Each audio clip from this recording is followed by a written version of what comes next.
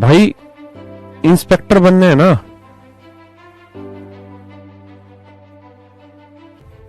करीबन 4 करोड़ बच्चा तैयारी कर रहा है इंस्पेक्टर बनने के लिए।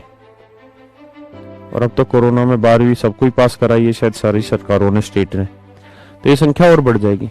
4 करोड़ बच्चा ऐसा है जो कतई मतलब धीरे से बेरोजगार बैठा है और जिसको इंस्पेक्टर बनना ही बनना है, ऐसा ख्वाब लिए पढ़ रहा है।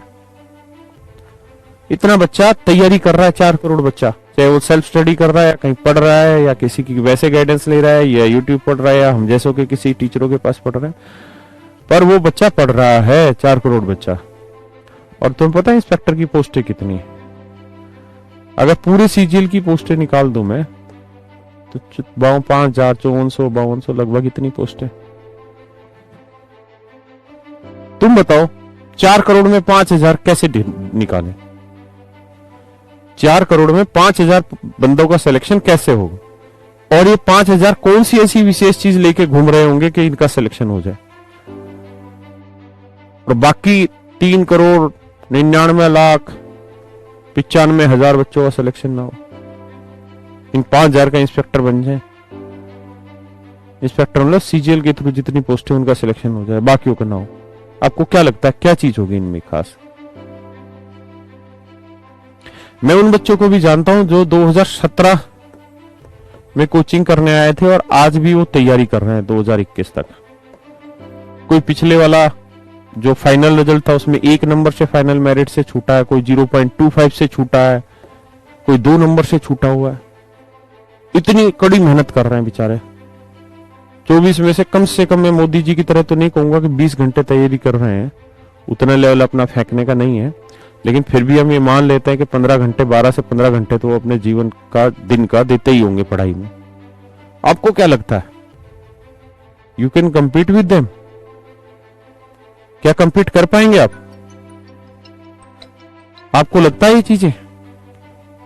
मैं कितने हजारों बच्चों को ऐसा जानता हूं जो जो 12th क्लास में पढ़ रहे थे और जैसे ही एग्जाम दिया, एग्जाम देते ही कोचिंग करने आ गए 2015, 2013, 2014, 16, 17, 18 से। उनकी ग्रेजुएशन किसी की 18 में हुई होगी, किसी की 19 में हुई होगी, तैयारी कर रहे बेचारे 5-5, 4-4 साल से। पेरेंट्स इतने अवेयर है उनके। आपको लगता है कैसे सिलेक्शन आपका हो जाएगा? 2 महीने की 3 महीने कोचिंग में आपका सिलेक्शन कैसे हो जाएगा? यह किसी का होता ही नहीं है। तो जवाब है होता है। सिलेक्शन 5 महीने में भी लिया जाता है लेने वाले बच्चे, लेकिन उसके लिए 2 चीजों की बहुत जरूरत है, पेशेंस, पॉजिटिव अप्रोच।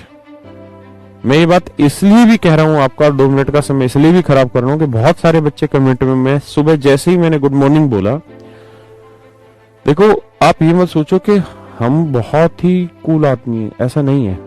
हम लोगों में भड़क पैदा होती है जब सामने वाला बिल्कुल ही उस टाइप के मिल जाए लोंडे।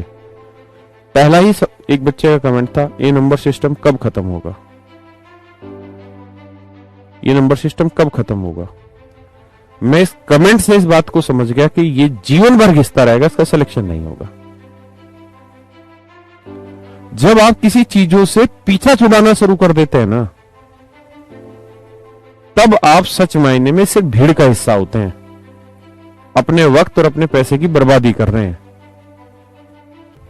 तो आप खुद सोचिए, अगर आपके मन में यह आ गया है अभी शुरुआत की 20 क्लासों में, बैच की शुरुआत में, कि ये नंबर सिस्टम कब खत्म होगा, तो क्या आपको लगता है कि आपका सिलेक्शन होगा? किसी हालत में नहीं होगा। आप कहेंगे नेगेटिव अप्रोच थोड़ी है। मेरे भाई ये नेगेटिव नहीं, माइनस में भी इनफाइनाइट की अप्रोच है ये, कि चैप्टर कब खत्म होगा। मतलब आप इस बात के लिए ईगर नहीं है कि हमें क्या क्या चीजें सीखने को मिल रही है और ऐसी चीजें कितने दिन और मजे से सीख पाएंगे। इस बात का कि यार कब खत्म होगा ये चैप्टर। मेरे भाई जबरदस्ती थोड़ी क्लास, आपने मोबाइल को बंद कर दे, खत्म हो गया। क्यों परेशान हो रहा? क्यों दूसरों को परेशान कर रहा है? हद है यार। भाई स्टूडेंट का ही सिलेक्शन होता है, और स्टूडेंट जो होता है वो डिसिप्लिन्ड होता है। डिसिप्लिन पेशेंस से ही तैयार होता है, और पॉजिटिव अप्रोच से सिलेक्शन होता है। मैंने हजारों ऐसे बच्चे देखे हैं जो 4-4, 5-5 महीने की तैयारी में सिलेक्शन ले जाते हैं, और मैंने ऐसे भी बच्चे देखे हैं जो 8-8 साल से यहां पढ़े हुए हैं और फिर भी उनका सिलेक्शन नहीं हो रहा, और वो ढूंढ ही नहीं पाते कमी क्या है। उनको शौक लगा रहता है कि चलो नंबर सिस्टम का चैप्टर खत्म हुआ, आओ ये मेरा खत्म हो गया। वो समझ ही नहीं रहे कि तुझे कुछ खत्म करना ही नहीं है। ये तैयारी खत्म ना होने वाली बीमारी है। जीवन में संघर्ष कभी खत्म नहीं होंगे। आप इंस्पेक्टर बन गए उसके बाद भी संघर्ष रहेंगे, आप आईएएस बन गए उसके बाद भी संघर्ष होंगे। आपने कई बार सुना होगा, कई बार अखबारों में पढ़ा होगा कि फला फला आईएएस है और वो वहां का कैप्टन है, ये है वो है, और आत्महत्या कर ली। मतलब इतनी बड़ी पोस्ट लेके भी आत्महत्या कर ली। मतलब जीवन में संघर्ष तो आपके हमेशा ही रहेंगे, संघर्षों से सदैव लड़ना होगा। तो फिर हीरो कौन हुआ फिल्म का? हीरो वो जो हर वक्त पे एंजॉय करके आगे बढ़े, मजे लेके आगे बढ़े। तो आप करते रहिए लड़ाइयां कि चैप्टर कब खत्म होगा। एक दिन तो होगा ही, लेकिन आपका तो पहले ही हो चुका। हाँ, क्या बता रहा